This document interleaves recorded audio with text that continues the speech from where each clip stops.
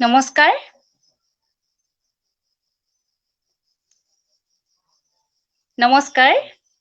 আলাপ দি কনভাৰচেশ্যন ফেচবুক পেজলৈ আপোনালোক সকলোকে মই বৰখা চহৰীয়াই আন্তৰিক স্বাগতম জনাইছো।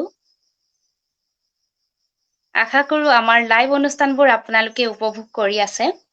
আমি সদায় নতুন নতুন ব্যতিক্ৰমী চিন্তাৰে কিছু লাইভ অনুষ্ঠান আপোনালোকৰ মাজলৈ লৈ আহিবলৈ চেষ্টা কৰিছো। আপোনালোকৰ সঁহাৰিয়ে আমাক উৎসাহ যোগাইছে। আজি মোৰ লগত এগৰাকী বিশেষ শিল্পী উপস্থিত থাকিব। তেখেত এগৰাকী অভিনেতা, কেৱল অভিনেতাই নহয়, এগৰাকী কবি। ৰাষ্ট্ৰীয় নাট্য বিদ্যালয় ছিকিমৰ এগৰাকী ছাত্ৰ, লগতে ৰাষ্ট্ৰীয় যুৱ শিল্পী বঁটা প্ৰাপ্ত। তেখেত হৈছে কুলদীপ। তেখেত আমাৰ লগত কিছু সময় পিছতে লাইভ অনুষ্ঠানত সংযুক্ত হ'ব। মই তেখেতক লাইভত সংযুক্ত কৰিবলৈ চেষ্টা কৰিছো। এয়া আমাৰ মাজত কিছু সময় পিছতে উপস্থিত হ'ব কুলদীপ। আৰু কিছু সময় পিছতে দাদাক আমি লগ পাম। তেখেতৰ সৈতে আমি লাইভ যোগে কথা পাতিম। হয়, দাদা স্বাগতম জনাইছো আমাৰ অনুষ্ঠানলৈ, আলাপ দি কনভাৰচেশ্যন ফেচবুক পেজলৈ। নমস্কাৰ বৰ্ষা। হয়, নমস্কাৰ খবৰ আলাপ দি কনভাৰচেশ্যন। হয়, ধন্যবাদ জনাইছো। ব্যস্ততাপূৰ্ণ জীৱনৰ ব্যস্ততাপূৰ্ণ সময়ৰ মাজত আমাক এইখিনি সময় দিছে। তাৰ কাৰণে ধন্যবাদ জনাইছো। হয়। আৰু বেছি দেৰি নকৰো, সকলো ৰৈ আছে ইতিমধ্যে। অনুষ্ঠান আমি আৰম্ভ কৰিব লাগিব। আৰু পোনপ্ৰথমতে আমি আপোনাৰ পৰা জানিব বিচাৰিম আপোনাৰ জন্ম ঠাইখনৰ বিষয়ে। আপুনি আপোনাৰ মুখত জানিব বিচাৰিম অকনমান আপোনাৰ জন্ম ঠাইখনৰ কথা। হয়। সকলোকে পুনৰ নমস্কাৰ জনাইছো। হয় গোটেই আলাপ গ্ৰুপ, গোটেই দলটোৰ লগত যিমানখিনি মানুহ জড়িত হৈ আছে সকলোকে নমস্কাৰ জনাইছো, আৰু দৰ্শকসকলক নমস্কাৰ জনাইছো। মই কুলদীপ কুমাৰ চহৰীয়া। মোৰ জন্ম দৰং জিলাৰ চিপাঝাৰ ব্লকৰ চিপাঝাৰ থানাৰ অন্তৰ্গত হিন্দুকোপা মৌজা, আৰু গাঁও হাজৰিকাপাৰা মোৰ। বহুত হয় ঐতিহাসিক ঠাই, আৰু হয় বহুত লোক কলা কৃষ্টিৰে ভৰপূৰ ঠাইত জন্ম লব পাৰিছো, আৰু সেইটোৰ কাৰণে হয় বহুত ভাল লাগে নিজকে। মোৰ হয় গাঁওখনৰ নাম হাজৰিকাপাৰা। হয়। হয়, ধন্যবাদ জনাইছো আমাক আপোনাৰ জন্ম ঠাইখনৰ বিষয়ে জানিবলৈ দিয়াৰ বাবে। আমি অকনমান আপোনাৰ কথালৈ যাম। আপুনি এগৰাকী অভিনেতা, আপুনি অভিনয় জগতৰ লগত জড়িত, গতিকে অভিনয় জগতৰ কথা আমি সুধিবই লাগিব। বাকী প্ৰশ্ন সোধাৰ আগতে মই এটি প্ৰশ্ন আপোনাক সুধিব বিচাৰিম, যে আপুনি অভিনয় জগতলৈ আহিলে কিহৰ কাৰণে বা কেনেকৈ অভিনয় জগতৰ প্ৰতি আগ্ৰহী হ'ল, কেনেকৈ আকৰ্ষিত হ'ল, সেই বিষয়ে অকণমান জানিব বিচাৰিম। বহুত ডাঙৰ প্ৰশ্ন এইটো। হয় কেনেকৈ মানে আচলতে প্ৰথম সেই স্পাৰ্কটো ক'ত কৰিছিলে, সেইটো কোৱা টান হৈ যায়। সেইটো হয় ক্ৰমশ হৈ যোৱা কথা। কিন্তু মই মোৰ জন্মগতভাৱে মই যিটো পৰিয়ালত জন্ম লৈছিলো, মোৰ ককা, মোৰ পেহীদেউ, সকলো কোনোবা নহয় কোনোবা নাম, নাগাৰা নাম, কোনোবা নহয় কোনোবা অভিনয়ৰ লগত, মোৰ দেউতা নিজে দৰঙী খুলীয়া ভাৱৰীয়াৰ লগত জড়িত, এনেকুৱা হয় ধৰণৰ লোককৃষ্টিৰ লগত জড়িত আছিলে।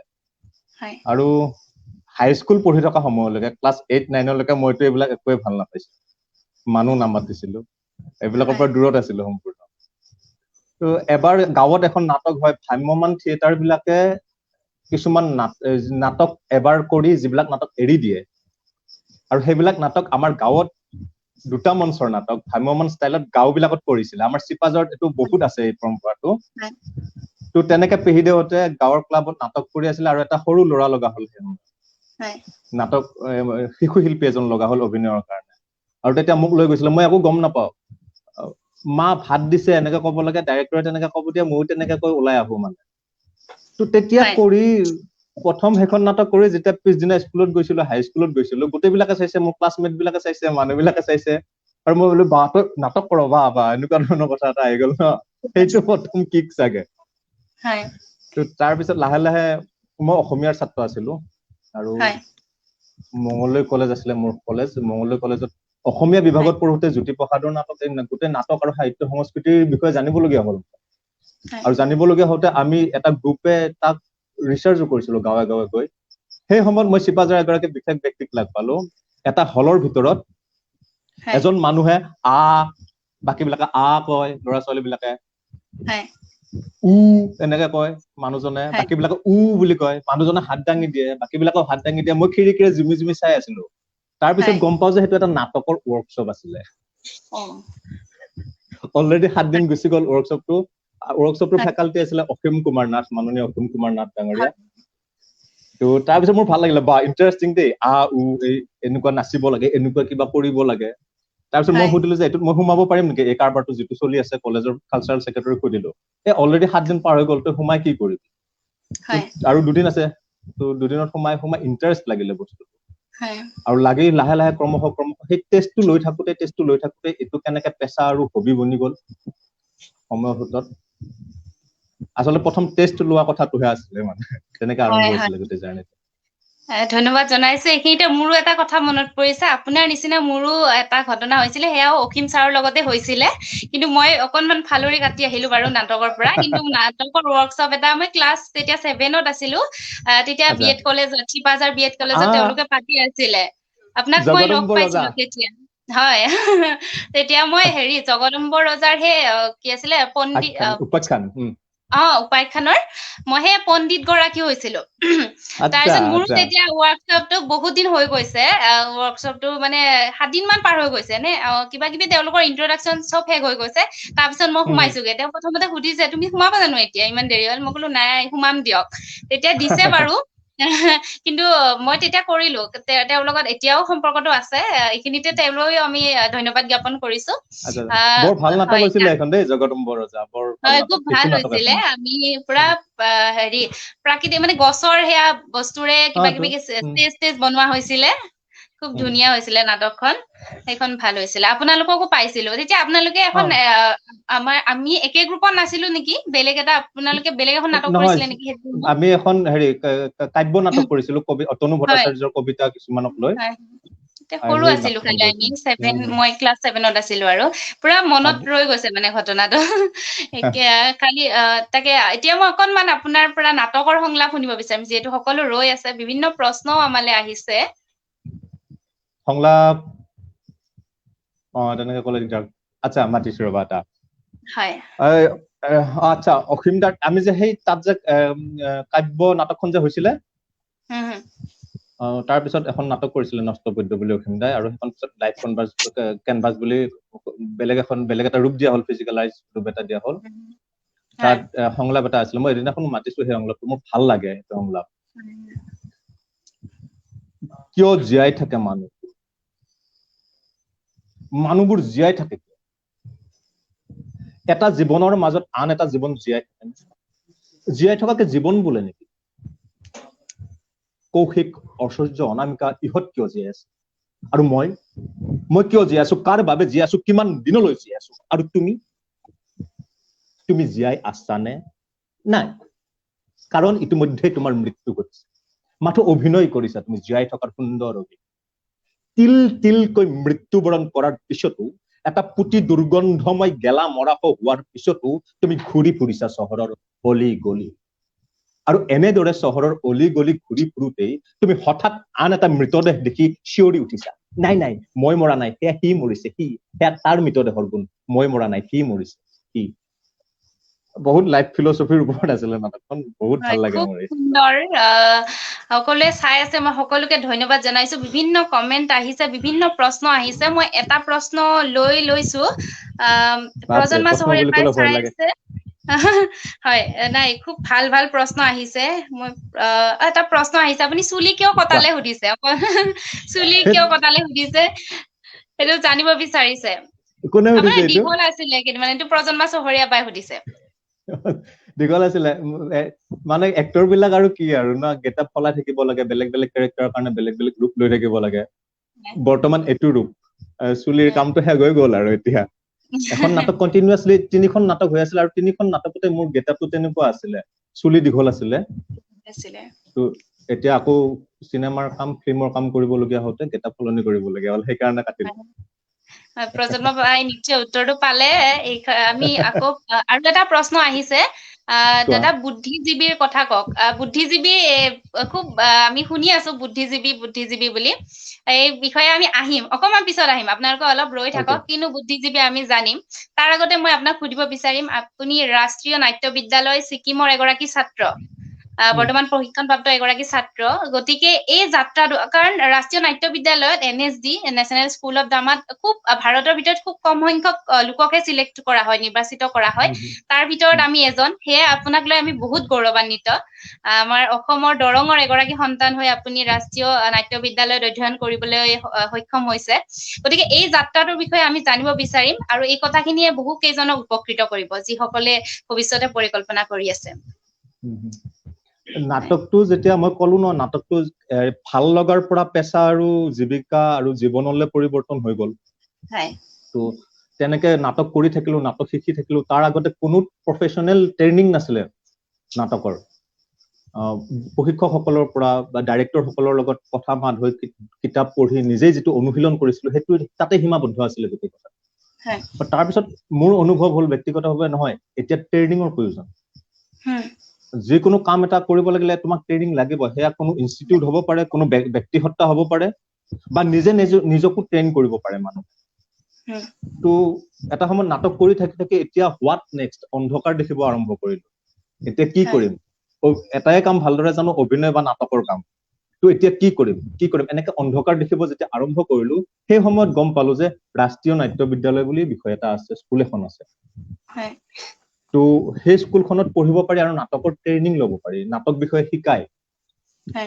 তো ৰাষ্ট্ৰীয় নাট্য বিদ্যালয় তাৰ পিছত আকৌ গম পালো যে ৰাষ্ট্ৰীয় নাট্য বিদ্যালয়ৰ এটা শাখা আছে ছিকিমত তো যেটো এবছৰ হয় কোৰ্সটো ৰেসিডেন্সিয়েল কোৰ্স ডিপ্লোমা কোৰ্স তো মই ভাবিলো নহয় তো ট্ৰেইনিং লোৱা উচিত আৰু তাৰ কাৰণে মই আমাৰ সিপাজৰ যিখিনি সিনিয়ৰ মানুহ আছিল চাংকুদাৰ কথা জানা চাংকুদা হয় তেখেত আহিছিল ন চাংকুদা তো অখিমদা আৰু যিমানখিনি অসমৰ লোক বন্ধু আছে সকলৰ লগত কথা পাতিলো যে ট্ৰেইনিংটো ল'ব লাগে এনেকে কি কৰো এতিয়া NSD যাও তে যোৱা আৰু লাকিলি মই সেই সিকিম NSD যিবাৰ এন্ট্ৰেন্স দিছিলো তাৰ 6 মাহ 7 মাহ আগতে অখিমদাৰে এখন নাটক লাইভ কেনভাস বুলি মই যেটো সংলাপটো মাতিলো ন সেই নাটকখন NSD পৰা সিলেকশন হৈছিল ভাৰতবৰ্ষৰ 7খন ৰাজ্যত শো হৈছিল মানে আৰু সিকিমৰ সেই ইনষ্টিটিউটতো শো হৈছিল আমাৰ শো এটা যত মই প্ৰটাগনিষ্ট মেইন ক্যাৰেক্টাৰটো কৰিছিলো তো গৈ দেখিলো ধুনিয়া পৰিবেশ ইয়াতে নাটকৰ ইয়াত শিকিব পাৰি তো তাৰ পিছত এপ্লাই কৰিলো হৈ গল ট্ৰেইনিং ললো খুব সুন্দৰ যিসকলে চাই আছে তেওঁলোকে যিসকলে চাই আছে তাৰ লগত নিশ্চয় আমাৰ কোনোবা বন্ধু বান্ধৱী আছে আৰু নিশ্চয় নতুন প্ৰজন্মৰ কোনোবা আছে মই অভিনয় কোনোৱে কাকো শিকাব নোৱাৰে অভিনয়টো শিকোৱা বস্তু নহয় কিন্তু অভিনয় কৰিবৰ কাৰণে অভিনয়ৰ কাৰণে ট্ৰেইনিং কিন্তু খুব প্ৰয়োজন মই এই কথাটো সময় পিছতে আহিম এই কথাটোলে মানে আপুনি যেটো কলে অভিনয়ৰ কাৰণে ট্ৰেইনিংৰ খুব প্ৰয়োজন আমি সচৰাচৰ অভিনয়ৰ ক্ষেত্ৰত বৰ বেছি আনুষ্ঠানিক শিক্ষা আমি নেদেখো এই ক্ষেত্ৰত আপুনি আনুষ্ঠানিক যেটো ট্ৰেইনিং কলে আনুষ্ঠানিক শিক্ষাৰ সেই গুৰুত্বটো অকমান কৈ দিয়কচোন কেনেকুৱা কি কৰিব লাগিব আমি যিসকলে নাটকৰ ক্ষেত্ৰত আগ্ৰহী আনুষ্ঠানিক শিক্ষাৰ শিকিব পাৰে কোনো মই আকৌ কৈছো ট্ৰেইনিংটো কোনো ইনষ্টিটিউটৰ পৰা হ'ব পাৰে কোনো ব্যক্তিহত্তাৰ পৰা হ'ব পাৰে আৰু নিজে নিজক ট্ৰেইন কৰিব পাৰে মানুহ কিন্তু তাৰ কাৰণে তোমাক সিলেবাসৰ প্ৰয়োজন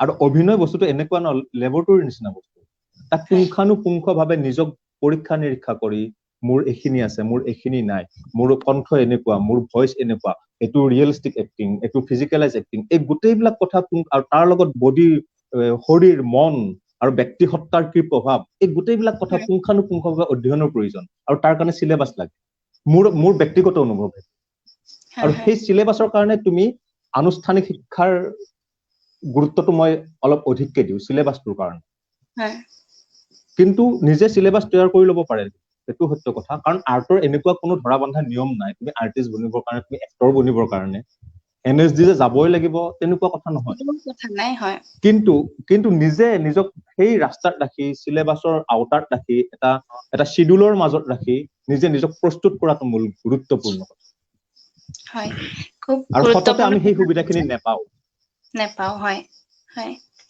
আৰু খুব কম সংখ্যক আচলতে NSDলে খুব কম সংখ্যক মানুহক নিৰ্বাচিত কৰে মই জানাত ভাৰতৰ ভিতৰত 26 জন জনক দিল্লী নিৰ্বাচিত কৰা দিল্লী NSDলে দিল্লীত 26 জন ছিকিমত 20 জন 20 জন গতিকে বেংগলোৰত এটা ইমানখিনি চেণ্টাৰ আছে তাত 20 জনসংখ্যাৰ জন ভিতৰত যেতিয়া 26 জন বা ছিকিমৰ 20 জন এই কম সংখ্যকৰ ভিতৰত যে আপুনি আছে আৰু আপোনাক আমি আলাপত পাইছো আমাৰ সঁচাকে ভাগ্য এইটো আপুনি আৰু দীৰ্ঘায়ু হওক আৰু কাম কৰি যাওক আমি আৰু বিচাৰো মানে নাটকৰ ক্ষেত্ৰত এনেকুৱা আমাক যিসকল নাটকৰ ক্ষেত্ৰত শিক্ষিত আপোনালোক হৈছে গতিকে ভাল ভাল নাটক আমাক লাগে সেইবোৰ আমি শিকিম গতিকে আপুনি প্ৰথমতে এটা কথা কৈছিলে যে আপুনি আৰম্ভণিতে যে অকমান কথা বৰ্তা কম কৈছিলে মানুহৰ লগত ইন্টাৰেকশনটো কম হৈছিলে কিন্তু যেতিয়াৰ পৰা নাটকৰ লগত জড়িত হল তেতিয়াৰ পৰা মানুহৰ বেছি সামাজিক হল মানে আপুনি আগৰ সেইজন আৰু এতিয়াৰ এইজন মানে নাটকৰলে আহাৰ পিছৰ আপুনি মানুহজন কিবা ডিফাৰেন্স এটা পাইছে বহুত নিশ্চয় সেই বিষয়ে বহুত অকমান বহুত জানিব বিচাৰিম বহুত আগতে মই মানুহৰ লগত কথা পাতিবলৈ ভয় লাগিছিলে হয় ডাউন ফৰৱাৰ্ড সদায় মানে ভুল হ'ব নেকি মোৰ কনফিডেন্স নাছিলে মোৰ মাতটো আছিলে মই এনেকুৱা মানে আমাৰ মোৰ নজুল আছিলে মাতটো তো মানুহৰ লগত কথা পাতিব ভয় লাগে মানুহৰ ডাউন ফৰৱাৰ্ড সদায় শংকিত হৈ থাকো নিজৰ কনফিডেন্স নাছিলে তো মই NSD যোৱাৰ আগতে দুটা কৰিছো মই ৱৰ্কশ্বপ সেই দুটা ৱৰ্কশ্বপৰ পৰা মই মোৰ যিখিনি ডেভেলপ হ'ল আৰু তাক মই যেনেকে অভিনয়ত ইমপ্লিমেণ্ট কৰিলো নাটকত ইমপ্লিমেণ্ট কৰিলো আৰু নাটকটো অভিনয়টো যেতিয়া কেৰি কৰিবলৈ আৰম্ভ কৰিলো মোৰ পাৰ্সপেক্টিভটো ৱাইড হৈ গ'ল মোৰ গোটেই বস্তুটো বিশালতাটো মই দেখি পালো আৰু মোৰ কনফিডেন্স আহিলে আৰু এতিয়া মই সকলো কথাত এনজয় কৰো তাৰপিছত মই সকলো কথাত এনজয় কৰিব পৰা হৈ গ'লো সামাজিক কথা ব্যক্তিগত কথা পৰিয়ালৰ কথা সকলো কথাত আগভাগ ল'ব পৰা হৈ গ'লো আৰু মোক এলাৰ্ট আৰু এক্টিভ কৰি দিলে বহুত ডিফাৰেন্স পাইছো হয় হয় এইখিনি কথা জানিব পালো আমি আৰু নাটকৰ বিষয়ে বহুত কথা আমি জানিম বিভিন্নজনে বিভিন্ন ধৰণৰ প্ৰশ্নও দি আছে আৰু মই আশা কৰিম আপোনালোকৰ যদি নাটক সম্পৰ্কীয় কিবা প্ৰশ্ন আছে জানিব বিচাৰে কেনেকৈ আমি নাটকৰ ক্ষেত্ৰত শিকিব লাগে বা কেনেকৈ আমি যাব পাৰো নাটকৰ ক্ষেত্ৰত আগবাঢ়ি তেনেকুৱা প্ৰশ্ন আপোনালোকে আজি সুধিব পাৰে আমি জানো আপুনি এগৰাকী ভাল কবিও ভাল কবিতা লিখে আমি কবিতাও শুনিম কিন্তু তাৰ আগতে এটা কথা সুধিব বিচাৰিম আপুনি ব্যংগাত্মক মানে কমেডি নাটক কৰিছে নে কমেডি নাটক এখন কৰিছো মই হয় ব্যংগ কৰিছো ব্যংগ আৰু কমেডি দুটা বেলেগ বিষয় সেটাৰ কৰিছো ব্যংগ কৰিছো সেটাৰ কৰিছো কিন্তু কমেডি এখনো কৰিছো মাত্ৰ হয় তেনেকুৱা কিবা সংলাপ আছে নেকি কমেডি মই হেৰিত কৰিছিলো কলেজত পঢ়ি থাকোতে এখন ওৱান এক্ট কৰিছিলো কমেডি এতিয়া এটা সংলাপ আছিলে মহাজন আহিছে আহিব দিয়া মহাজন যেনেকে আহে গৰুও তেনেকে আহে পিছে আমাৰ মহাজন পিছে গৰু নহয় আমাৰ মহাজন লুভিয়া অকল এই সংলাপটো মনত আছে মোৰ আৰু কমেডি নাটকৰ সংলাপ মনত নাই একেবাৰে এখনে কৰিছিলো আপুনি এনে কেনেকুৱা ধৰণৰ নাটকৰ প্ৰতি বেছি আগ্ৰহী সকলো ধৰণৰ নাটক মই এজন এক্টৰ হিচাপে মই যদি এটা অৰাত ৰাখি থৈ দিওঁ মোক মই এনেকুৱা শৈলীৰ অভিনয় কৰিম মই ফিজিকেল থিয়েটাৰ কৰিম মই conventional realistic extreme verbal theatre কৰিম মই হয়নে এজন এক্টৰৰ কাৰণে কোনো ধৰণৰ বাইণ্ডিং নাথাকে ন তেনেকুৱা তো মই প্ৰস্তুত কৰো সেইদিনাখন মোক এই কথাটো সুধিছিলে ফিজিকেল থিয়েটাৰ আৰু মানে ভাৰ্বেল থিয়েটাৰ কোনটো বেছি চইচ কৰে দুটা সমান চইচ কৰো মই মোক দুটা বিষয় অভিনয় ন মই সকলো ধৰণৰ অভিনয় ভাল পাওঁ হয় এইখিনিতে মই অকমান কমেন্টৰ মাজলৈ আহিছো পল্লৱ যে শইকীয়া তেখেতে লিখিছে নাইস ধন্যবাদ জনাইছো ইমান ধুনীয়াকে কৈছে কথাবোৰ দাদা প্ৰজন্মা চহৰীয়াই লিখিছে জ্যোতিমা নাথে লিখিছে নাইস প্ৰগ্ৰেম ভৰসা ধন্যবাদ জনাইছো বাইদেউ আৰু এটি প্ৰশ্ন আহিছে আপুনি নায়ক নে খলনায়ক হ'ব বিচাৰে নাটকত বাস্তৱ জীৱনত নায়কৰ বিষয়ে কওকচোন মানে আপুনি কোনটো ক্যাৰেক্টাৰ বেছি ভাল পায় নায়কৰ চৰিত্ৰটো কৰি ভাল পাব নে খলনায়কৰ সব চৰিত্ৰ নায়ক বুলি ক'লে এন্টিগনিষ্ট আৰু প্ৰটাগনিষ্ট ন মানে সব এজন এক্টৰৰ কাৰণে তেনেকুৱা বাইণ্ডিং নাথাকে জানানে বৰ্ষা মানে নায়ক খলনায়ক বুলি কথা নাই নাথাকে যোনটোতে আমি খালি নাটকৰ চৰিত্ৰটোত সোমাই যাব লাগে সেইটোৱে নিশ্চয় আৰু ৰিয়েল লাইফত ব্যক্তিগত জীৱনত সকলো মানুহ নায়ক সকলো মানুহ নায়িকা হয় জীৱন যুদ্ধ হয় ভাই জীৱন যুদ্ধত জীয়াই আছো আমি হয় বিশেষ প্ৰশ্নটো আছে বুদ্ধিজীৱীৰ কথালৈ আহিম তাৰ আগতে আমি কবিতাৰ কথা অলপ শুনো নহয় জানো কবিতা লিখে ভাল এগৰাকী কবি, গতিকে কবিতা এটা শুনিবলৈ বিচাৰিম আৰু যিসকলে আছে তেওঁলোকে শুনিবলৈ বিচাৰিব। কবিতা কিন্তু চাই চাই পঢ়িব লাগিব, মনত নাই নতুন কবিতা যে। হয় হয় ৰবা উলিয়াইছো। প্ৰশ্ন ৰীনা চহৰীয়াই চাইছে, ধন্যবাদ জনাইছো। জোনালী বৰুৱা বাইদেউ লিখিছে, বহুত ধুনীয়া লাগিছে, ধন্যবাদ জনাইছো বাইদেউ। আপোনালোকে চাই থাকক আৰু প্ৰশ্ন থাকিলে সুধিব পাৰিব। হয় ডাঙৰ ডাঙৰ প্ৰশ্ন নুসুধিব। হয়, নাটকৰ ৰবা লগত জড়িত কবিতা পঢ়িছো। প্ৰশ্ন। স্নেপশ্বট। আকাশত জুই, বতাহত শ্বেত ৰক্ত, মাটিত অচিনাকি ঘাঁহ। কি? উত্তৰ সময়। তাই গাভৰু, প্ৰতিপল ছটফট, উঠন বুকুৱে সজাই আমন্ত্ৰণী পত্ৰ। কি? শোক। শ্ৰমিকৰ বীৰ্য, মালিকৰ হাঁহি। শ্ৰমিকৰ বীৰ্য, মালিকৰ হাঁহি। কি? ধান। এটা চকুৰ দৃষ্টি আনটোৱে মানি নলয়। কি? উচিত আৰু অনুচিত। অন্তহাৰ শূন্যতাটো জীপাল ভূমি, শেষ থকাৰ পিছতো অশেষ যুদ্ধ। কাৰ? আপোনাৰ, মোৰ। এইটো কিউবাৰ জাতীয় কবি, বিশ্বকবি নিকোলাছ গিয়েন নাম শুনিছা চাগে। তেওঁৰ কবিতা এটা, মই কটু প্ৰশ্ন বুলি এটা কবিতা আছিলে, তাৰ দ্বাৰা প্ৰভাৱিত এইটো কবিতা। সেই কবিতাটো পঢ়ি মই বহুদিন কঢ়িয়াই ফুৰিছিলো, তাৰপিছত এই কবিতাটো লিখা হৈছিল। মোৰ ভাল লগা কবিতা এটা, পৰিস্থিতিৰ সময় হলে। খুব সুন্দৰ, ধন্যবাদ জনাইছো। আৰু এইখিনিতে সেই বিশেষ প্ৰশ্নটি লৈ আহিছো, অকমান চব কৌতুহলতো আছে, অকমান বুদ্ধিজীৱী নিচিনা এটা বুদ্ধিজীৱী এইটোৰ বিষয়ে সুধিছে। বুদ্ধিজীৱী আহি আছে, এইটো ডিটেইলছ নকওঁ, নহলে কি হ'ব জানে, চাবৰ কাৰণে আগ্ৰহ নাথাকিব সকলোৰে। তাকে ভিউৱাৰ্ছ কমি যাব পাৰে ন। হয়, আমি আশা কৰিম মানে সি বুদ্ধিজীৱী এটা ভাল চিন্তা, হওক। হয় বুদ্ধিজীৱী এটা চিন্তা, হয় বুদ্ধিজীৱী সমসাময়িক সময়ক লৈ এটা চিন্তা, আৰু সেই চিন্তাটো অডিঅ' আকাৰে, ভিজুৱেল আকাৰে আপোনালোকৰ মাজত আহি আছে। বহুত দীঘলীয়া নহব, 7 মিনিট 6 মিনিট মান সময়ৰ দৈৰ্ঘ্যৰ এটা আৰ্ট এটা আহি আছে আপোনালোকৰ মাজলৈ, বুদ্ধিজীৱী। হয়, নিশ্চয়কৈ সকলোৱে চাব, সকলোৱে আদৰি লব। ইতিমধ্যে সকলো অকমান কৌতুহলৰ এটা পৰিৱেশ হৈছে, কিনো বুদ্ধিজীৱী অকমান বুদ্ধিজীৱী, জানিবলৈ বিচাৰি আছে। মই নামটো চাইছিলো, কালি নে পৰহি পাইছিলো। তাৰপিছত ময়ো ভাবিছো কি কৃষিজীৱী। হয়, আজি প্ৰশ্নটো আহিলে ভালে হ'ল, আৰু অকমান জানিব পাৰিলো। আৰু বুদ্ধিজীৱীৰ আমি লগত আছে আৰু কেইটামান শব্দ, হেৰি বৰ্ষা। হয় বুদ্ধিজীৱী, হয় আছে হয় কৃষিজীৱী, হয় কৰ্মজীৱী, হয় মুখজীৱী, হয় একো নুবুজিবি।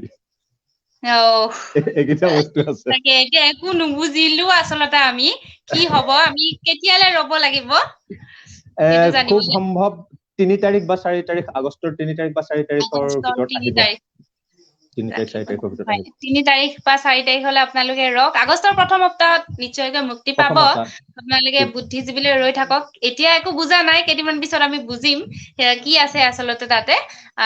আৰু শুভকামনাও জনাইছো আচলতে সেই পদক্ষেপটি লৈ আমাৰ তৰফৰ পৰা। থেংক ইউ আৰু এইখিনিতে থেংক ইউ। যিহেতু আপুনি কবিতা এটি পাঠ কৰিলে, কবিতা এটি আবৃত্তি কৰিলে, আমি কবিতা আৰু নাটকৰ সম্পৰ্কৰ বিষয়ে অকমান কেতিয়াবা সমালোচনাও হয়, কেতিয়াবা আছে মানে আপোনালোকৰ, যিহেতু আপোনালোক নাটক কৰা মানুহ হয়, নাটক কৰি থাকে, তেতিয়া কবিতা আৰু নাটকৰ যুগসূত্ৰটো আপোনালোকে বিচাৰি পায়নে নাটকত?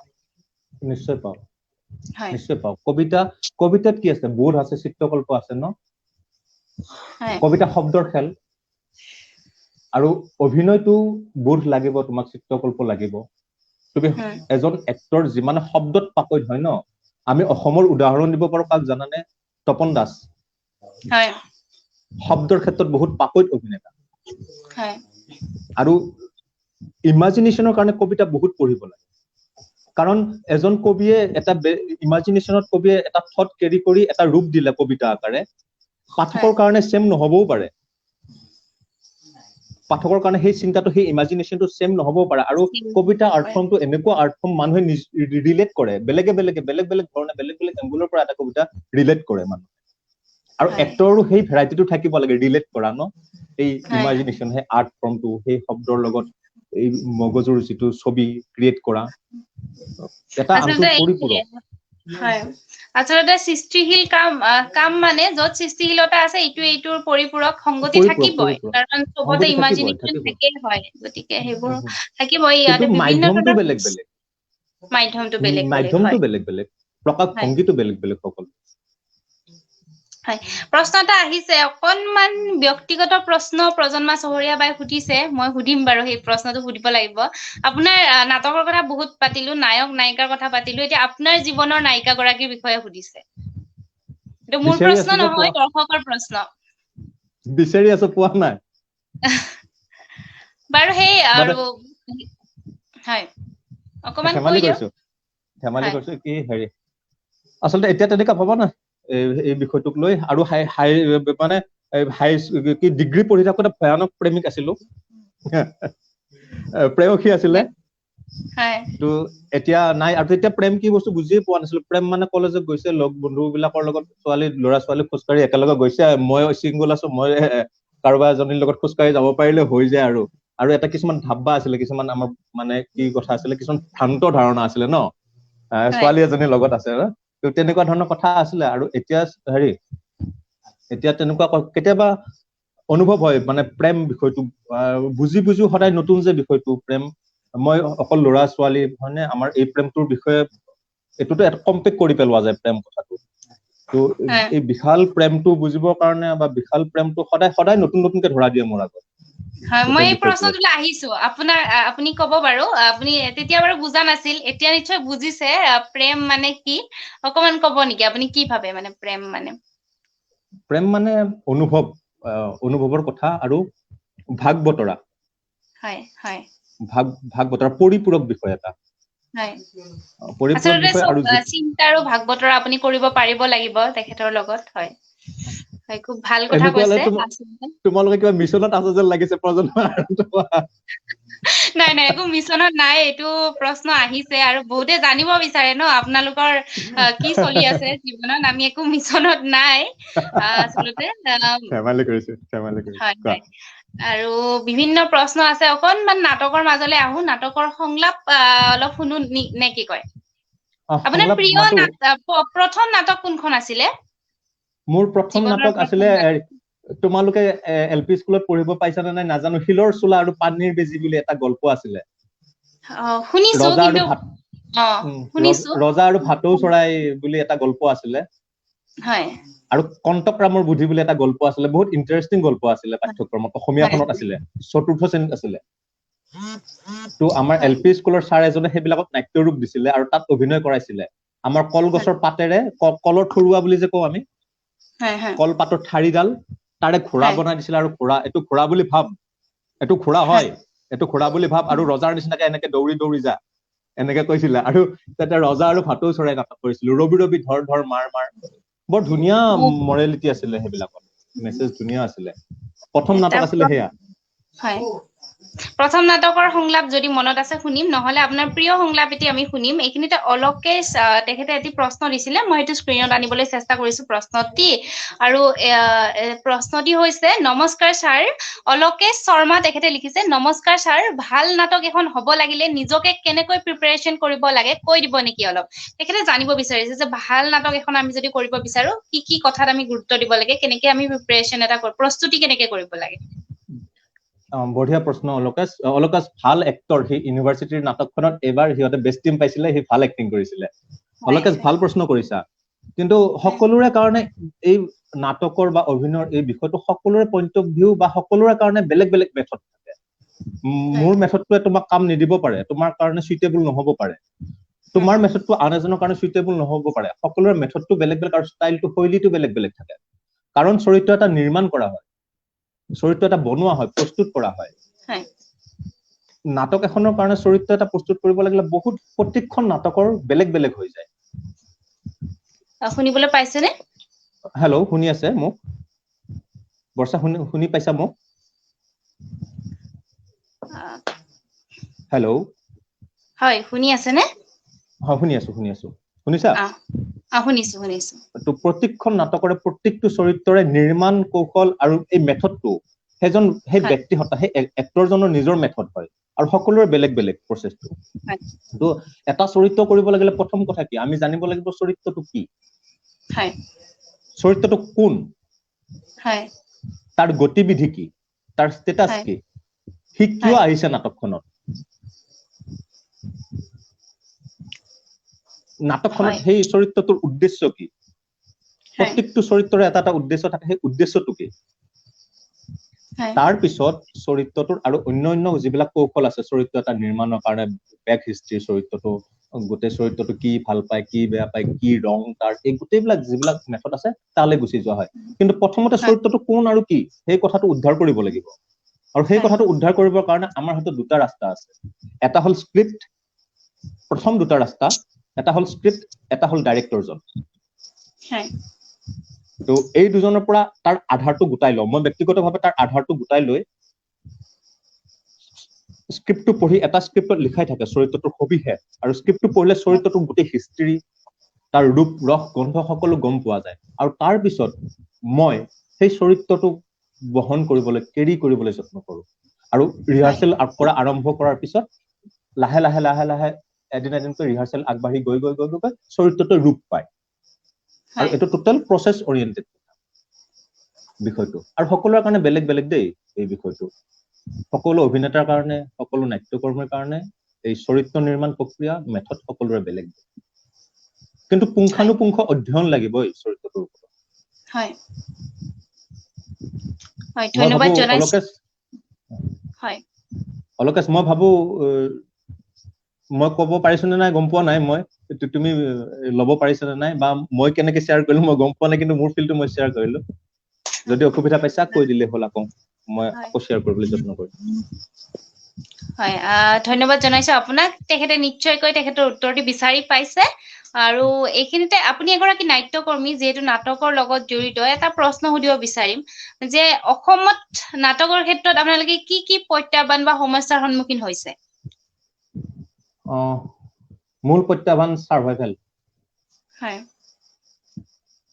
এতিয়া লকডাউনে বহুত ভালদৰে শিকাইছে আৰু হয় বহুত মানে ভয়ানক সিচুৱেচন এতিয়া নাট্যকৰ্মীৰ হয় তো আমি অভিনয় কৰি মই যদি ইলেক্ট্ৰিচিয়ান জনক ৰাতিপুৱা মোৰ ঘৰত আহি ইলেক্ট্ৰিক বাল্বটো চেক কৰাৰ কাৰণে মই পইচা এটা দিব লাগে মাননি এটা দিব লাগে মই যদি মেডিকেলত গৈ ফাৰ্মাসীত গৈ মাননি এটা দিব লাগে তো এক্টৰে কিয় নাপায়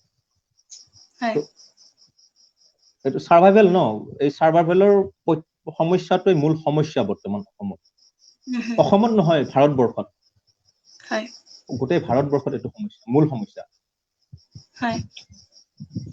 আচলতে আমি আশা কৰিম এনেবোৰ সমস্যা যিমান পাৰে সোনকালে নোহোৱা হওক হয় সমাধান হওক ইয়াৰ কাৰণে ব্যৱস্থা লব পাৰে সেইবোৰ ব্যৱস্থা হাতত লওক নতুন নতুন আঁচনি ফলপ্ৰসূ আঁচনি লওক আচলতে আঁচনিখন হৈ থাকিলে নহব সেই আঁচনিখন কাৰ্যতো পৰিণত হব লাগিব আৰু আমিও আচলতে এই আঁচনিবোৰ বিচাৰিব জানিব লাগিব নহয় জানো আঁচনিবোৰ কেতিয়াবা কাগজে পত্ৰই থাকি যায় আমিও বৰ বিশেষ বিচাৰ খুচাৰ নকৰো গতিকে সেইটো তেনেকেই হেৰাই যায় আৰু তেওঁলোকেও সেইটোৰ সুবিধা লয় যিসকলে প্ৰস্তুত কৰে সেই নিৰ্দিষ্ট এক শ্ৰেণী মানুহৰ মাজতে সেই কথাটো ঘটি থাকে হয় হয় আৰু আমাৰ কাৰণে এতিয়া হয় আমি চিপাঝাৰৰ পৰা তুমি শুনি ভাল পাবা চিপাঝাৰৰ পৰা 4জনকে ইয়ং আৰ্টিষ্ট এৱাৰ্ডি আছে স্কলাৰশ্বিপ এৱাৰ্ডি আছে হয় চিপাঝাৰৰ পৰা 3জনকে senior fellowship junior fellowship holder আছে হয় তো বিচাৰিব লাগিব আগতে গম পোৱা নাছিলো এতিয়া ইন্টাৰনেট মাধ্যম হাতে হাতে এন্ড্ৰইড মোবাইল ন এতিয়া স্প্ৰেড হৈছে কথাবিলাক গম পাইছো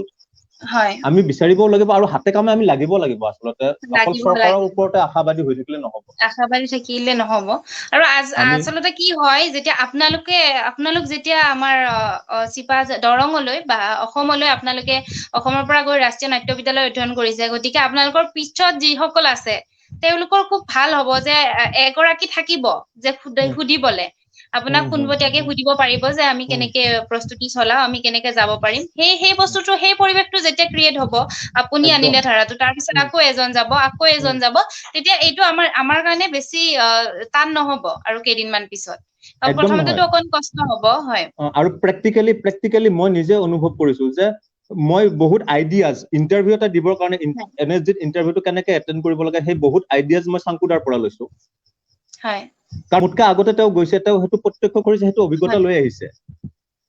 কিন্তু তাৰ আগত এই পৰিৱেশটো খুব কম আছিলে, কাৰ পৰা গাইড ল'ব, কোনে ক'ব, মানুহ কেনেকে কোনটো লিংকত যাব। কিন্তু এতিয়া এভেইলেবল হৈছে, এতিয়া তথ্য সকলোৰে হাতত আছে আৰু সকলো মানুহে জানে এতিয়া। জানে, হয়। সেইটোৱে মোকো বহুত কেইজনে অনুৰোধ কৰি আছিল যে নাটক শিকিব বিচাৰে তেওঁলোকে, মানে NSD লৈ যাব বিচাৰে, কিন্তু তেওঁলোকে জানা নাই মানে কেনেকে কি কৰিব লাগে। যিসকলে চাই আছে, হয়, প্ৰচেছটো আৰু অনুষ্ঠানটো যদি আজি অকমান শ্বেয়াৰ হয়, তেতিয়া তেওঁলোকে জানিব পাৰিব, বা যিসকলে বিচাৰে তেওঁলোকক দেখুৱাওক। আৰু যদি কিবা জানিব বিচাৰে দাদা থাকিবই, তেখেতকো সুধিব পাৰিব আপোনালোকে। মই যিসকলে মোক কৈ আছিলে ইমান দিনে, দাদা আজি আছে, আপোনালোকে প্ৰশ্নও সুধিব পাৰে। মই বাৰু প্ৰশ্নসমূহ সুধিম, আৰু নাটকৰ লগত জড়িত আমি বিভিন্ন কথা শুনিলোৱে। এতিয়া অকমান আমি আপোনাৰ পৰা সংলাপ বহুতে বিচাৰিব শুনিবলে, আৰু ৰৈও আছে বহুতে আপোনাৰ সংলাপ শুনিবলে। এবাৰ শুনিব পালে ভাল পাম। সংলাপ কান্দোন, yes, ৰবা। কান্দোন আৰু কান্দোন, দুচকুৰে নিজৰা বোৱাই কান্দোনবোৰ বাৰু আহে ক'ৰ পৰা। পৃথিৱীত মই বহুত কান্দোন প্ৰত্যক্ষ কৰিছো, প্ৰাপ্তিৰ কান্দোন, অপ্ৰাপ্তিৰ কান্দোন, কান্দোন আৰু কান্দোন। কৌশিক, ঐশ্বৰ্য, অনামিকা, ইহঁতেও বাৰু কান্দে নেকি? মই বাৰু কান্দো নেকি?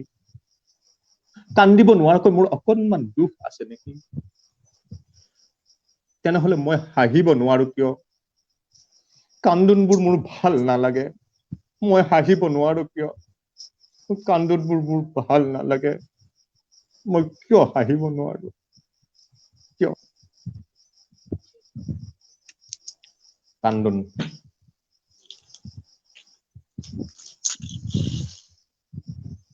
হেল্ল', হয়, শুনি আছো। কোৱা, হৈ গ'ল। হয়, হয়, ধন্যবাদ জনাইছো। আচলতে অকমান কেতিয়াবা অকমান প্ৰব্লেম হৈ যায়, মই ভালকে হয়। আপোনালোকে দৰ্শকসকলে এটা কথা জনাওকচোন, ভালকে লাইভটো ষ্ট্ৰীম হৈ আছে নে? ভালকে আপোনালোকে শুনিবলৈ পাইছে নে? আমাক জনাওক। আৰু এইখিনিতে অলোকেশ শৰ্মা তেখেতে লিখিছে, ছাৰ বহুত ধন্যবাদ, ভালকে বুজাই দিলে। তেওঁলোকে তেওঁ উত্তৰটো নিশ্চয়কৈ বুজি পাইছে। আৰু এটি প্ৰশ্ন আহিছিলে, সুন্দৰ প্ৰশ্ন, সেই বিশেষ প্ৰশ্নটোৰ উত্তৰত দিছে আপোনাক, যে আমি এটা বিশেষ প্ৰশ্ন সুধিছিলো। কোনে দিছে? যে ধৰিত্ৰী চৌৰীয়া তেখেতে লিখিছে, তেনে কিবা বিশেষ কবিতা সৃষ্টি হৈছে নেকি কেতিয়াবা? সেই বিশেষ প্ৰশ্নটোৰ আলমত এটা আহিছে, তেনেকুৱা বিশেষ কবিতা কিবা আপোনাৰ সৃষ্টি হৈছে নেকি? অবভিয়াছলি হ'বই ভাই।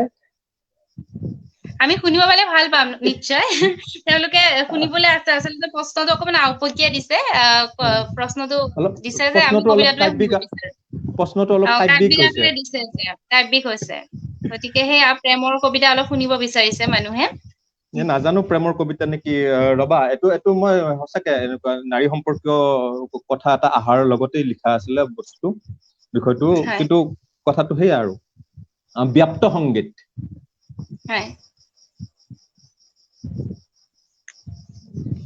টাইটেলটো কি, নামটো কি বুলি ক'লে? ব্যাপ্ত সংগীত। হয়, ব্যাপ্ত সংগীত। আমি এতিয়া শুনিম ব্যাপ্ত সংগীত। ৰং, খিৰিকীৰ মুখৰ বতাহ যাতে সকলো পাহৰাই থলে। ঘৰত আজি চাউল নাছিল। অ সৰু মাই, চিন্তা নকৰিবি, দুঘটিৰ জোনাক ৰাতিটোকে পুৰি খাম আজি। ৰূপ, যি কাল সেই পচোৱা, ঢৌতে খৰ লাগি ডুবে বুকুৰ নাৱৰীয়া, ঘাটত উচুপে শতিকা জোৰা বঠা, ঘাম আৰু ঢেকীয়াৰ মূৰা। যি কাল সেই পচোৱা, মোৰ ৰঙা ঘড়ীত লেকাম চিগা ঘোঁৰা, চেকুৰতে পশক কৰে তেজ ৰঙা তেজ পিয়া। যি কাল সেই পচোৱা, দুঘটিৰ জোনাক আজি ৰাতিটোকে পুৰি খাম সৰু মাই।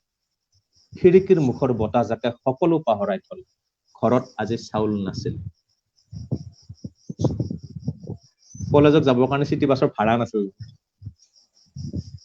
হয়,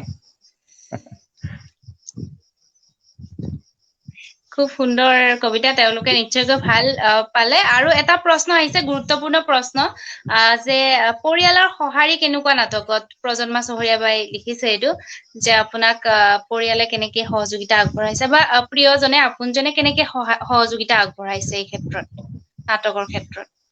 একদম মই নিজেই অনুভৱ কৰো যে যিকোনো এটা প্লেটফৰ্মত হয় এজন ল'ৰা বা এজনী ছোৱালীৰ মূল ছাপোৰ্টটো ঘৰখন হয় হয় আৰু ঘৰখনৰ পৰা পোৱা সমৰ্থনটোৰ ওপৰত ডিপেণ্ড কৰি বহুত কথা আগবাঢ়ে আৰু সেইটো মূল এনাৰ্জি মানে হয় বিশেষকৈ মা দেউতা হয় মোৰ মা দেউতাইতো এতিয়ালৈকে চাকৰি কৰ ইণ্টাৰভিউ দি বুলি মোক জোৰ কৰা নাই হয় ভাইটি ভণ্টিয়ে অগাধ ছাপোৰ্ট কৰে মোৰ ভাইটি আছে মোৰ ভণ্টি আছে অগাধ ছাপোৰ্ট কৰে অগাধ সমৰ্থন জনায় আৰু সেই কথাটোৱে হয়তো কৰবাত মানে আৰু শিৰ মানে থিয় হৈ এনাৰ্জিত থিয় হৈ থাকিবৰ কাৰণে শক্তিত থিয় হৈ থাকিবৰ কাৰণে পুছ কৰিছে আৰু শিকাইছে তো সদায় তেওঁলোকৰ ওচৰত ঘৰুৱা নাজানো মা দেউতাই বহুত ছাপোৰ্ট কৰিছে ভাইটি ভণ্টি আচলতে ঘৰখনৰ এইটো বহুত ছাপোৰ্ট আছে আমাৰ চবতকে ডাঙৰ কথা এটা আপুনি কৈছে আচলতে ঘৰখন আগতে প্ৰথমতে ঘৰখন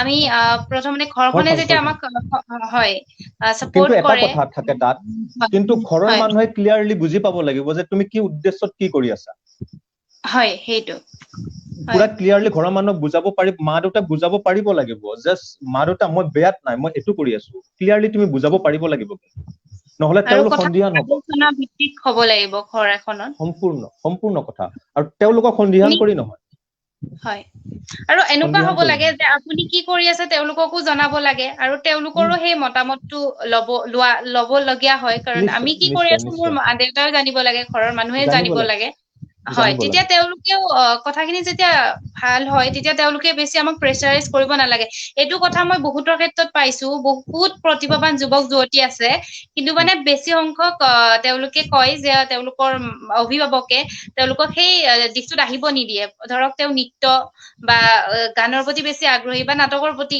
আগ্ৰহী কিন্তু পঢ়াত ইয়াত বেয়া হ'ব প্ৰব্লেম এটা বুলি আছে ভাবি কৰিব নিদিয়ে সেই তেওঁলোক বস্তুটো ভুল বহুত নহয় হয় তেওঁলোক হয় ভুল নহয় ইয়াত এটা সৰু কথা আছে মোৰ অনুভৱ হয় কি জানা বৰ্ষা যে হয় তুমি নৃত্য কৰিছা হা নৃত্য কৰি তুমি যেতিয়া এডাল্ট হৈ গলা তোমাৰ 26 27 28 30 বছৰ হৈ গল তেতিয়া ইমান সমস্যা নাহে কিন্তু ইনিচিয়েল আৰম্ভণিত কিয় সমস্যাটো আহে তুমি বুজাব আৰু তুমি বুজাব পাৰিব লাগিব যে ইয়েছ এইটো কাম এইটো এনেকুৱা এই বিষয়টো এনেকুৱা মই এই কামটো কৰিছো লগতে তোমাৰ মেইন ৰেছপন্সিবিলিটি এডুকেশ্যন ন পঢ়া তুমি বেলেঞ্চ কৰি লৈ যাব পাৰিব লাগিব দুটা বিষয় হয় মা দেউতাই তোমাৰ ভৱিষ্যতটো সুস্থিৰ হওক ভৱিষ্যতটো ঠিক হওক বুলি ভাবিহে কয় তুমি সেই ধৰণৰ কথা তেওঁলোকক বুজাব লাগিব কিন্তু আণ্ডাৰ এষ্টিমেট নহয় তেওঁলোকৰ লগত শ্বেয়াৰ কৰি তেওঁলোক মা এনেকুৱা দেউতা এনেকুৱা বিষয়টো আৰু তুমি নৃত্য কৰি আছা নৃত্য শিকি আছা তুমি নাটক কৰি আছা নাটক শিকি আছা তুমি সংগীত শিকি আছা সংগীত কৰি আছা তাৰ লগতে চিমিলাৰলি পঢ়া বিষয়টো তুমি সিমানে গুৰুত্বপূৰ্ণ ভাৱে তুমি লৈ যাব লাগিব হয় তেতিয়া বেছি আৰু ভাল হয় আৰু কথাটো সেই বেলেঞ্চটো কৰিব লাগিব আৰু মা দেউতাক বুজাব পাৰিব লাগিব আণ্ডাৰ এষ্টিমেট নহয় হয় খুব মোৰ ভাল অনুভৱ কথা সেইটো হয় কৈছে এইটো আপুনি হয় খুব ভাল কথা কৈছে আচলতে আমি যিটো শিল্পৰ লগত জড়িত বা যিটো কলাৰ লগত জড়িত সেইটো যে বেয়া নহয় সেইটোৰ জৰিয়তে যে আমি উন্নতি কৰিব পাৰো বা তেওঁলোকে যি বিচাৰে সেইটো কৰিব পাৰো আচলতে প্ৰত্যেক মা দেউতাকে ল'ৰা ছোৱালীৰ ভালটোৱে চিন্তা কৰে গতিকে যাতে কিবা এটা বেয়া নহওক যিহেতু এটাই জীৱন গতিকে এটা জীৱনত মোৰ কিবা এটা বেয়া নহওক আমাৰ সেইটোৰ কাৰণে মাক আমাৰ দেউতাকে গাঁৱত চিন্তা ল'ৰা কৰে এজন আছিলে হয় হয় আমাৰ গাঁৱত ল'ৰা এজন আছিলে সি মোৰ নাটকৰ ৱৰ্কশ্বপৰ প্ৰথম ষ্টুডেণ্ট আছিলে মই গাঁৱত যিটো ৰেচিডেঞ্চিয়েল ৱৰ্কশ্বপ যিকেইটা কৰিছিলো বহুত ভাল এক্টৰ হয় সি কি আৰম্ভ কৰিলে জানানে সি নাটক কৰিছে অকমান মানুহে জানিছে ঘূৰিছে ফুৰিছে অসমৰ অ'ত ত'ত ঘূৰিছে ভাৰতৰ 2 জেগাত গৈছে গৈ সি এটা মানে মাক দেউতাকক আণ্ডাৰ এষ্টিমেট কৰিব আৰম্ভ কৰিলে ৰাতি দেৰিকে ঘৰত সোমাব আৰম্ভ কৰিলে ড্ৰিংকছ কৰি আহিব আৰম্ভ কৰিলে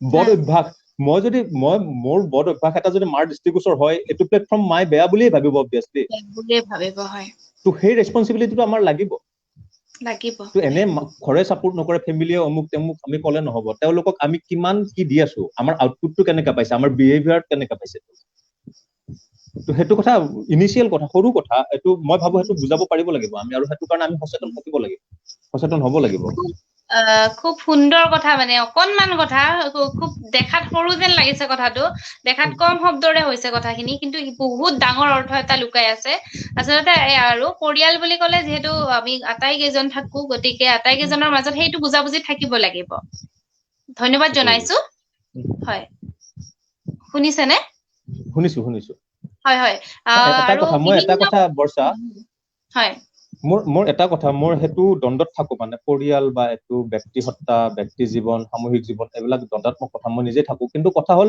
মই যদি কাৰোবাৰ এজনক মাৰ্ডাৰ কৰি আহো, কোনোবা এজন মানুহক, কোনো প্ৰশ্ন নকৰাকে প্ৰথম মোৰ গাত ব্লাড লাগি আছে, তেজ লাগি আছে, কোনো প্ৰশ্ন নকৰাকে মোক প্ৰথম সাৱটি লোৱা মানুহজনী মা হ'ব। কিন্তু তো এইটো বহুত ডাঙৰ ৰেছপন্সিবিলিটি আছে আমাৰ। যিমান ভুল কৰিলেও মা দেউতাৰ চকুত আমি কিন্তু সদায় শুদ্ধ, মানে আমাক সেইটো মৰম কোনেও বুজাব নোৱাৰে আচলতে। ধন্যবাদ জনাইছো। হয়, আমাৰ লগত বিভিন্ন গৰাকী সংযুক্ত হৈ আছে, বিভিন্ন প্ৰশ্ন আহিছে। ধনমণি শৰ্মা তেখেতে লিখিছে, আমি একেখন স্কুলতে পঢ়া, আপোনাৰ সাফল্যত বহুত সুখী। তেখেতে আপোনালৈ শুভেচ্ছা বাণী পঠিয়াইছে। মীনাংক ডেকা তেখেতক হয়, এগৰাকী বিশিষ্ট মূকাভিনয় শিল্পী, তেখেতে লিখিছে, কুলদীপ দা ভাল লগা মানুহজন। মীনাংক দাই চাই আছে আমাৰ লগত, ধন্যবাদ জনাইছো মীনাংক দা। মীনাংক বঢ়িয়া। আৰু কন্দৰ্প চহৰীয়া তেখেতে লিখিছে, দাদা বৰ্মা এতিয়াও খাবলে বহুতে কয়নে দাড়ি চুলি খিনি কাট বুলি। এইটো বহুত আহি আছে এইটো প্ৰশ্ন। আচলতে ইমান কিয় বাৰু অসুবিধা মানুহৰ? আচলতে মানুহৰ অসুবিধাটো কি জানানে? এইটো টেকনিকেল প্ৰব্লেম দুটা আছে। টেকনিকেল প্ৰব্লেম বুলি কৈছো। প্ৰথম কথা, মোৰ নিজৰ অভিনয় মা আৰু দেউতাই দেখা পোৱা নাই। তাৰপিছত যেতিয়া কেমেৰাত এটা নে দুটা কিবা কাম দেখিলে, তাৰপিছত বুজি পালে, এই সোপাৰ কাৰণে এনেকে থাকে, মানে জধলা হয়। কিন্তু মই প্ৰথমতে ভাবিছিলো, আপোনাক যেতিয়া লগ পাইছিলো মোৰ মনত আছে, তেতিয়া মই ক্লাছ 7তে লগ পোৱা প্ৰথম আপোনাক। তেতিয়া আপুনি হেৰি আৰু দাড়ি বা এইবোৰ নাছিলে আৰু তেতিয়া। তাৰপিছত হঠাতে এদিন দেখিছো চুলি দীঘল আৰু দাড়িটো পুৰা দীঘল। মইতো কি হল বোলো, এইবাৰ কোনোবা এজনে মোক কৈছিলে সেই মোৰ তাত দাদাৰ কিবা এটা আছে, সেইকাৰণে ৰাখিছে। পিছত গম পাইছো যে দাদা NSD লে গ'ল, হয়তো তেনেকুৱা কিবা উদ্দেশ্য বুলি মই তেতিয়া ভাবি ললো আৰু। নহয়, মানে কি, দুখন নাটক চিমিলাৰলি চলি আছিলে। এখন নাটক হ'ল বিড়াল তপস্বী, আৰু এখন নাটক হ'ল লাইফ কেনভাছ। আৰু দুটা কেৰেক্টাৰ, বিড়াল তপস্বী, বিড়াল মানে মেকুৰী বুজিয়ে পাইছা, মই মেকুৰীৰ চৰিত্ৰটো অভিনয় কৰিছিলো। সেইখন সম্পূৰ্ণ ফিজিকেল ট্ৰিটমেণ্টৰ নাটক আছিলে, অসীম দাৰে পৰিচালনা আছিলে। আৰু সেই মেকুৰী চৰিত্ৰটো কৰিবৰ লাগোতে আমি চৰিত্ৰ এটা সজাও ন, ডিজাইন কৰো ন চৰিত্ৰ এটা। চৰিত্ৰটো ডিজাইন কৰিবৰ কাৰণে বহুত ধৰণে কৰি চাইছিল। মোটামুটি সম্ভৱ 45 days 50 days ৰিহাৰ্চেল কৰিছো, গোটেই প্ৰচেছটো কৰিছিলো আমি নাটকখনৰ কাৰণে। তো এই দাড়ি আৰু চুলিৰ যিটো গেটা, মই দাড়ি ৰাখোতে মোৰ এটা তাত চিগনেচাৰ মুভমেণ্ট এটা আছিলে, মানে এনেকে থাকিব লাগে, এনেকে থাকে। মেকুৰী যে মেকুৰী এনেকে থাকিব লাগে। তো যেতিয়া মই দাড়িটো দীঘল কৰি দিলো, ভাত খোৱাৰ সময়ত মই কি কৰিব লাগে, এনেকে কণ্টিনিউছলি থাকিবলগীয়া হৈ গ'ল। চাহ খোৱাৰ সময়ত এনেকে থাকিবলগীয়া হৈ গ'ল। তো এইটো মোৰ হেবিচুৱেল হৈ গ'ল ন, এনেকুৱা। তো আৰু দাড়ি হৈ যোৱাৰ লগে লগে মেকুৰী, বাঘ, এনেকুৱা ধৰণৰ এনিমেল ইনষ্টিংক্টটোৱে মোক বহুত ছাপোৰ্ট কৰিলে। এইটো আউটাৰ ছাপোৰ্ট। আৰু লাইফ কেনভাছটোৰ কথাটো আছিলে like a philosopher, like a psycho type, মানে অলপ বিমূৰ্ত বস্তু আছিলে এটা। আৰু সেই বিমূৰ্ত বস্তুটোৰ কাৰণে গেটআপটো চেঞ্জ বনোৱা হৈছিলে। কিন্তু চিমিলাৰলি 3 বছৰ নে 4 বছৰ এখন এবাৰ নহয়, সেইখন এবাৰ হয়। এইমাহ যদি এখন হৈছে, নেক্সট মান্থ সেইখন নাটক হৈছে। কম দিনৰ ভিতৰত শ্ব' বিলাক আছিলে, আৰু কম দিনৰ ভিতৰত শ্ব' বিলাক থাকোতে মই গেটআপটো চেঞ্জ কৰিব নোৱাৰা হৈ গলো। তো যিহেতু এই গেটআপটো বনাই লৈছিলো, মানে সেই দাড়ি চুলিৰ গেটআপটো বনাই লৈছিলো, তো সেইটো কাৰণে ৰাখিবলগীয়া হ'ল। আৰু পাব্লিকতো ওলাবই লাগিব, তো ওলাই মানুহ ভাবে দাড়ি চুলি ফিলচফি নেকি এটা সাংঘাতিক। তেনেকুৱা এটা ধাৰণা আছে। হয়, মই আৰু এটি কমেন্টৰ মাজলৈ আহিছো। জোনালী বৰুৱা বাইদেৱে লিখিছে, সুন্দৰ আলাপেৰে মনোমোহা অনুষ্ঠান। ধন্যবাদ জনাইছো বাইদেউ। পল্লৱ জে শইকীয়া তেখেতে লিখিছে, দাদা আপোনাৰ ফ্ৰেম খন ঠিক ঠাক চলি আছে নে? আপোনাৰ ফ্ৰেমখন ঠিক ঠাক চলি আছে নে? এইটো প্ৰশ্ন আহিছে, আপুনি বুজি পাব, মই নাই বুজা। বুজা নাই ফ্ৰেম, প্ৰশ্নটো আকৌ পঢ়া এবাৰ। দাদা আপোনাৰ ফ্ৰেমখন ঠিক ঠাক চলি আছে নে?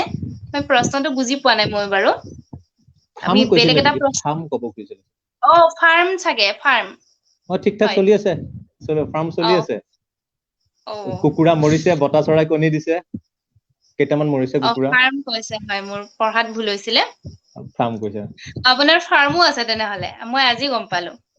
বতা চৰাই আৰু লোকেল মুৰ্গী। হয়।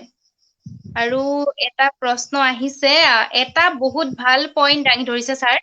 মৃন্ময় শৰ্মাই লিখিছে, অন্তৰীক্ষা চহৰীয়া বাই লিখিছে, ভাল কথা কৈছে দাদা। তাৰ পিছত কৌশিক কলিতাই চাই আছে, ধীৰেশ ভূঞাই লিখিছে গীত এটি গাই দিলে আমাৰ শুনি ভাল লাগিলেহেঁতেন। দাদা আপুনি গান গায়নে? গান নাগাও মই, মোৰ সুৰ বকাসুৰ, তাল বেতাল, কিন্তু মই এটা এটা এটা আমাৰ তেনেহ'লে কুলীয়া আমি গান ভাউৰীয়াৰ এটা শুনিব লাগিব। হেল্ল', হয়, গান এটা শুনিব লাগিব তেনেহ'লে আমি। মই এটা গান শুনাম, ইণ্টাৰেষ্টিং গান এটা, দৰঙী হয় খুলীয়া ভাউৰীয়াৰ বহুৱাৰ বিষয়ে নিশ্চয় জানা ন? হয় হয় বহুৱাৰ গীত এটা, আমাৰ খুলীয়া ভাউৰীয়া দলটোক বহুৱাৰ গীত এটা অকমান গুণগুণাই দিছো, কিন্তু মোৰ সুৰ কণ্ঠ সেইটো কথা গুৰুত্ব নিদিবা। হয় মই কথাখিনিৰ কাৰণে ক'ব খুজিছো। আমি গানটো শুনিম এতিয়া। আচলতে কবিতা, নাটকৰ সংলাপ, এইবাৰ শেষত আমি গান এটি শুনিবলৈ পাম। দৰঙী শব্দত আছে গানটো। শুনা শুনা ভাই মোহৰে বিলাই, হাই হাই মোহৰে বিলাই, মুৰ্গীৰ অস্থিৰ খোকা তোলা তিনটা তিৰি পাই, অহে এটা নহয় দুটা নহয় তিনটাহে মোৰ তিৰি, হাই হাই তিনটাহে মোৰ তিৰি, মুৰ্গীৰ অস্থিৰ খোকা তোলা তিনটা তিৰি পাই, বৰঘনি বচাহুৰি দিনটো চাহ পাগে, হাই হাই দিনটো চাহ পাগে, সৰু ঘনী পেট বেমাৰী কাঠিৰ মূৰত হাগে, হে শুনা শুনা ভাই মোৰে বিলাই। তো এনেকুৱা সৰু ঘনীৰ সৰুটো লিকিৰা নাম হ'ল তাৰ বানে, হাই হাই নাম হ'ল তাৰ বানে, অ ভাল বেয়া একো কবা নোৱাৰি সি মোৰ বুকত ধৰি টানে, শুনা শুনা ভাই মোৰে বিলাই, হাই হাই মোৰে বিলাই, এটা দিনৰ কথা ৰাইজ শুনা কাহান পাতি, হাই হাই শুনা কাহান পাতি, আঞ্জা বেয়া বুল্লু ৰাইজ সেয়ে হ'ল মোৰ লেঠা, হাই হাই সেয়ে হ'ল মোৰ লেঠা, ভিতৰৰ পে ওলাই আহি মোৰ মূৰত মাল্লা হাঠা, কুব্বেই আছো ঠেকেনে আছো বেব্বেই আছে তাই, হাই হাই বেব্বেই আছে তাই, কাঠিত ধৰি চাই আছে চিপা যে নিবাই। বিৰাট ইণ্টাৰেষ্টিং লাগে মোৰ গানটো বহুৱা গীত। এইটো মই খুব ভাল এটা বহুৱা গীত আজি শুনিলো। বিৰাট আৰু ইণ্টাৰেষ্টিং আমি বহুৱা। হয়, আৰু এটা প্ৰশ্ন আহিছে অলোকেশ শৰ্মাই দিছে, ছাৰ এবাৰ যে নাটক এখনৰ কথা কৈছিল, আকৌ ডায়লগ যে কোৱা নাছিল, একো ডায়লগ যে কোৱা নাছিল, চিগাৰেট এটা খাই পেলাই দিছিল, সেই নাটকখনৰ অভিজ্ঞতাটো ক'ব নেকি? এই নাটকখনৰ বিষয়ে শুনিছে যে একো কথা কোৱা নাছিল, নহয়, সেইটো চিগাৰেট এটা খাই পেলাই দিছিল। আচলতে নাটক নাছিলে, আমাৰ NSG ক্লাছ ইম্প্ৰভাইজেশ্যন এটা আছিলে। হয় হয় এক্টিঙৰ ক্লাছৰ ইম্প্ৰভাইজেশ্যন এটা আছিলে। তো ইম্প্ৰভাইজেশ্যনটো এনেকুৱা চিষ্টেম এটা হয় কি কাম কৰি থাকে ইম্প্ৰভাইজ বিলাক বিৰাট জমে, মানে বহুত ইণ্টাৰেষ্টিং হৈ যায়। আৰু কেতিয়াবা ইম্প্ৰভাইজত তুমি কেতিয়াবাতো ডিছলিং হৈ গ'লা, তুমি যিটো কাম কৰি আছিলা, যিটো এক্টিভিটি বা তুমি যিটো কেৰেক্টাৰ নিভাই আছিলা কৰি আছিলা, তো মই ডিছলিং হৈ গ'লো, মই নায়েই মাৰ্কেটত, মানে ইম্প্ৰভাইজত মই নায়েই, মানে মই একো পাত্তাই নোপোৱা হৈ গ'লো ইম্প্ৰভাইজটো কৰি থাকে। তো মই বহি আছো, মই ইন দা চেন্স ভাবি আছো ইম্প্ৰভাইজটো তেনেকুৱাই চলাম মগজুত, মই কি কৰো আৰু কেনেকে আগবঢ়াই লৈ যাওঁ, কোনো কথা নাই বাৰ্তা নাই, মই চিগাৰেট এটা জ্বলাই চিগাৰেট খাব আৰম্ভ কৰি দিছো। আৰু এই ইম্প্ৰভাইজটো আছিলে এটা আমাৰ ভেন্টিলেটৰ যে অপাৰেশ্যন থিয়েটাৰ ভিতৰত আছিলে, ভিতৰৰ ইম্প্ৰভাইজ এটা আছিলে, আৰু তাত অপাৰেশ্যন থিয়েটাৰৰ ভিতৰত যেতিয়া মই চিগাৰেট জ্বলাই দিলো, খেলি মেলি লাগি গ'ল ন চব মানুহৰ, ইনলজিকেল কাম এটা হৈ গ'ল। এইটো তাৰ পৰাই আৰম্ভ হৈছিল, আৰু সেইটো বৰ ইণ্টাৰেষ্টিং কাম আছিল। মই কিবা উদাহৰণ হিচাপে কৈছিলো চাগে কেতিয়াবা ক্লাছ ৰিহাৰ্চেলত। হয়, ধন্যবাদ জনাইছো। মীনাংক ডেকা দাদা আৰু এটা প্ৰশ্ন দিছে, মই স্ক্ৰীনত আনিবলৈ চেষ্টা কৰিছো এবাৰ প্ৰশ্নটো। শিল্পীসকল শোষণৰ বলি হৈছে নে? প্ৰাপ্যখিনি পায় বুলি ভাবেনে নাটক এখন কৰি? যদি নাপায় তাইৰ পৰিত্ৰাণ কি বুলি ভাবে আপুনি? এইটো ইতিমধ্যে অকমান আমাৰ আলোচনা হৈ গৈছে সমস্যা সম্পৰ্কত প্ৰজেক্ট। শোষণটো থাকিবই, শোষণ আছেই, শোষিত হৈয়ে আছো। কিন্তু এই শোষণ কাৰ পৰা শোষণ হোৱাৰ কথা কৈছা তুমি? কোনটো দিশৰ পৰা শোষিত হোৱাৰ কথা কৈছা সেইটো ডিপেণ্ড কৰিব। আৰু কি আছিলে প্ৰশ্নটো? মীনাংক বহুত ধুনীয়া কথা কৈছে, এইটো আমি ধ্ৰুৱৰ ৰুমত পাতিছিলো। যদি নাপায় তাৰ পৰিত্ৰাণ কি বুলি ভাবে? যদি আপুনি প্ৰাপ্যটো পোৱা নাই, বা যিখিনি প্ৰাপ্য আপোনালোকে পাব লাগে সেইটো পোৱা নাই, যিটো সমস্যা আপুনি ভুগি আছে, তাৰ পৰিত্ৰাণটো কি হ'ব? আপোনালোকে কিবা পদক্ষেপ আপোনালোকৰ ফালৰ পৰা ল'ব বিচাৰিব নেকি? সেই প্ৰাপ্যখিনি পাই বুলি মই নাভাবো, যথেষ্ট আৰু প্ৰাপ্যটো কোনে দিব? এতিয়া কাৰ পৰা প্ৰাপ্যটো ল'ম সেইটোও ডিপেণ্ড কৰে। আৰু যদি প্ৰাপ্য পোৱা ধৰণৰ মানুহৰ ওচৰৰ পৰা প্ৰাপ্যটো পোৱা নাই, তাত প্ৰশ্ন উত্থাপন কৰিবই লাগিব, তাত কুৱেশ্যন কৰিবই লাগিব। আৰু এই যিটো সামূহিকভাৱে প্ৰাপ্যটো কোৱাৰ যিটো কথা সমগ্ৰ অসমত, সমগ্ৰ ভাৰতত, তাৰ অল্টাৰনেটিভ ৰাস্তা বিচাৰিয়ে থকা হৈছে এতিয়া। তো এইটোৰ কাৰণে চিম্পল কথা ভাবি লৈছো বন্ধু, যে বিলাহীৰ পুলিটো ঘৰত আৰম্ভ কৰি দিওঁ নিজে, তাৰপিছত নাটক কৰো। তো এনেকে ভাবিবৰ হ'ল। কিন্তু মই যোৱা পৰহিও এই বিষয়টো কৈছো, আমি বহুত ক্ষেত্ৰত এলেহুৱাও আছিলো।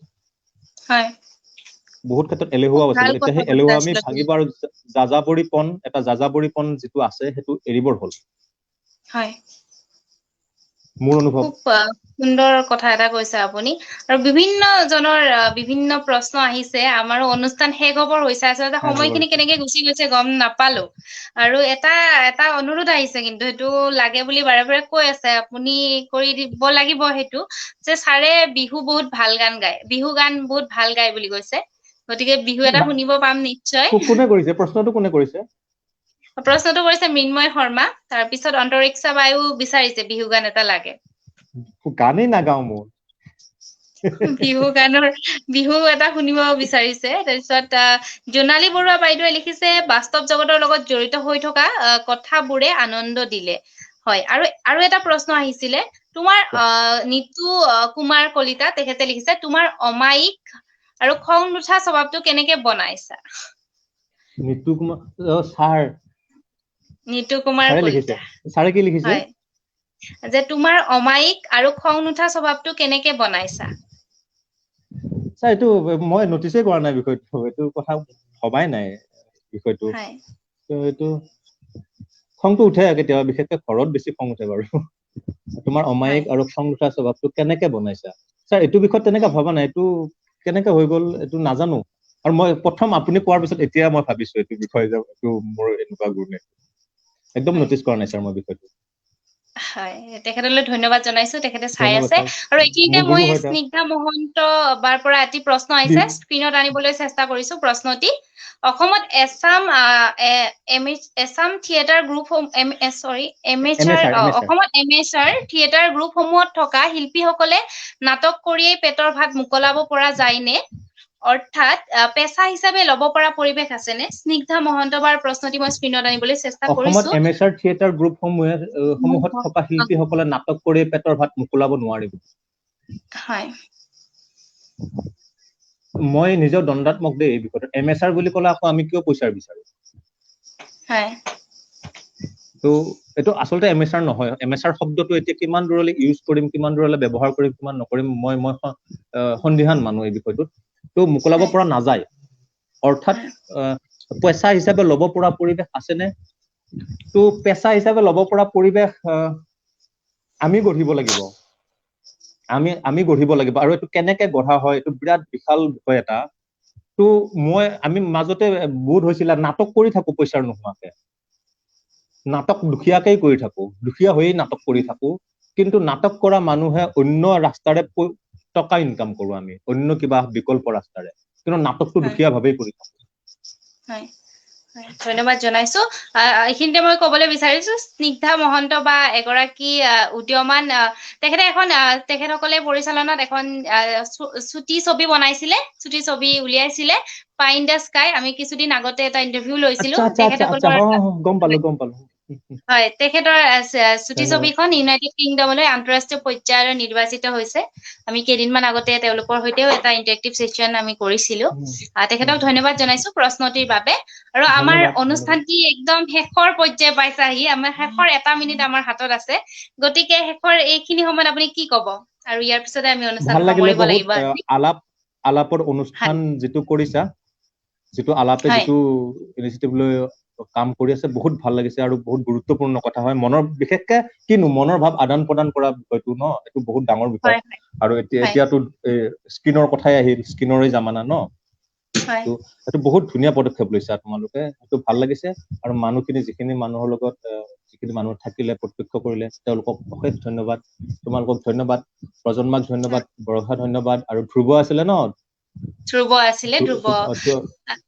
ধ্ৰুৱ সেই ধন্যবাদ ধ্ৰুৱ গোটেইখিনি তুমি টেকনিকেল যথেষ্টখিনি আমাৰ যিখিনি প্ৰব্লেম ইছ্যু হৈ আছে সেইখিনি গোটেইখিনি ধ্ৰুৱই আজি চাই আছে তাৰ কাৰণে মই বহুত বহুত ধ্ৰুৱকো আমাৰ ধন্যবাদ মঞ্চৰ পৰা ধন্যবাদ জনাইছো হয় আৰু তোমালোকৰ এই চিন্তাটো দীৰ্ঘজীৱী হওক এই চিন্তাটো তোমালোকে কঢ়িওৱা সদায় আছো একেলগে আমি কাম কৰি যাব লাগিব বৰ ধুনীয়া লাগিছে অনুষ্ঠানটো বৰ ভাল লাগিলে ধন্যবাদ জনাইছো এইখিনিতে আমাৰ আজিৰ অনুষ্ঠানটি সামৰিব লাগিব আৰু সকলোকে অনুষ্ঠানটি উপভোগ কৰাৰ কাৰণে মই ধন্যবাদ জনাইছো আৰু আমাৰ অনুষ্ঠানটো ইয়াতে সামৰণি মাৰিছো ধন্যবাদ শুভৰাত্ৰি ধন্যবাদ শুভৰাত্ৰি সকলোকে ধন্যবাদ হয়